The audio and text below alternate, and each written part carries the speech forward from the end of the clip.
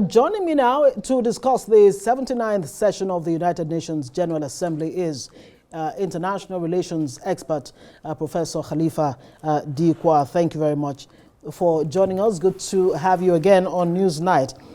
Okay, so much has been happening. Nigeria has been trying to make a case. As a matter of fact, Africa has been making a case at the UNGA 79th UN General Assembly. Let's start with the call for debt forgiveness that Nigeria is, making a case for. I mean, it depends on the statistics you're looking at now. About $50 billion leave the shores of Africa every year through illicit, outflows. Other figures say 148 billion.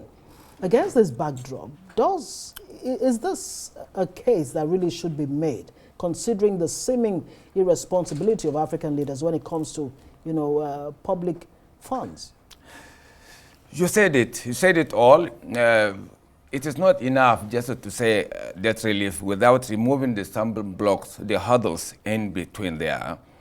We easily blame African leaders. In actual fact, it takes two to tango. Actually, whenever we talk about loan, most of them are forceful. In order to recolonize, it is colonization, financial colonization. What if it is not the same term with which Europeans are taking loans.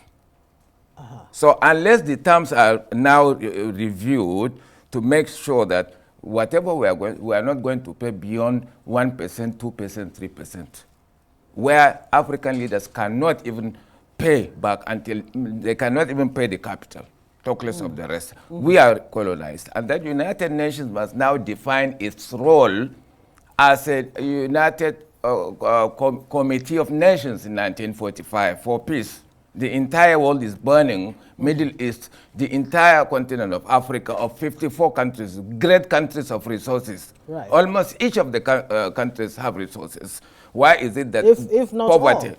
If not all. If not you all, talk about, we're pronouncing poverty. Yeah, you talk about stumbling blocks. Yes. What exactly are stumbling those? blocks in the sense that they will tell you, we give you these conditions that you have to devaluate your currency in order to make it. All these voodoo economics coming from outside, not taking the definitions given by real academics, unfiltered, not talks by politicians.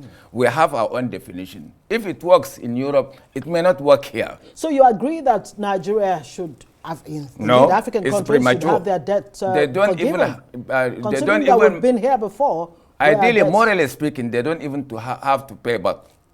They don't deserve to pay back, actually.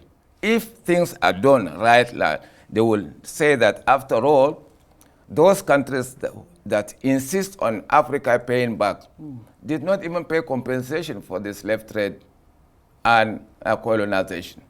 And they continue. One of them, particularly France, is still slashing, is still using the resources by 100%. 85% of the resources are in French banks, for instance. Given only 15, if 15% is not enough for their capital works, they go and borrow their own money. Well, you have Francophone countries pushing particularly back. France, that's what we have pushing said. back on pushing that. back in Mali, Burkina Faso, and so Niger. much to unpack. Let's Yes. still, stay with these issues. Look, President Tinubu says it's time for Africa to stop depending on the global north, that it is Africa's time, that the world needs Africa now more than ever.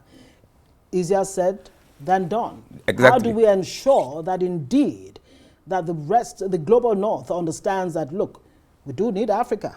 Yes. How can Africa be on the same pedestal?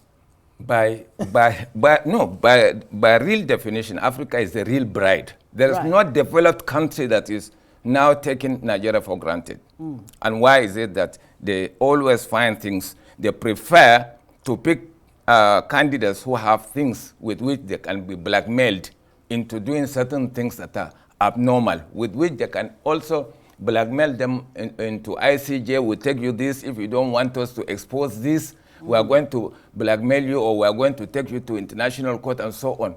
The frightful, the cowardly leaders surrender. Why is it that Nigeria and Angola and even add Congo Kinshasa, have the best resources. Nigeria is #1, Angola. They find it difficult to fix their refineries. Right. Why? Because they have foot soldiers here, either by bribe or coercion. They don't allow our refineries to be fixed. One, Angola and Nigeria is the same. Congo has been fighting a war since independence. It's still fighting. Who creates the war? Can the United Nations ask who are those behind the wars? Who are creating wars for Africa? You're saying the crisis in Africa has external influences. External, absolutely. External. And it is only made during democracies because they can infiltrate during, because we, our own, they opened the floodgate until 2003 in a democratic way, with which they could just bring in certain things and removing the traditional values by killing the traditional institution where a world leader can drill the child of whoever in the environment. They removed it, made them just beggars. They cannot even have a say. Where the councillor, the commissioner, and so on are for 4 years, 8 years, and so on. So why detaching the ideal, our own traditional values, throw them to the wolf? So you wonder how Africa can chart a new course? Can chart a new, we give them our own input to be respected. There are things that are universal. The entire continent of Africa will agree with. Basic, we can call them 8 commandments, 10 commandments, 15 commandments. Why the definition is always given to Africa from outside? Right. It's a good place to leave it. Thank you. Interesting conversation there. Professor Khalifa Dikwa, international relations expert. It will be nice to have you again.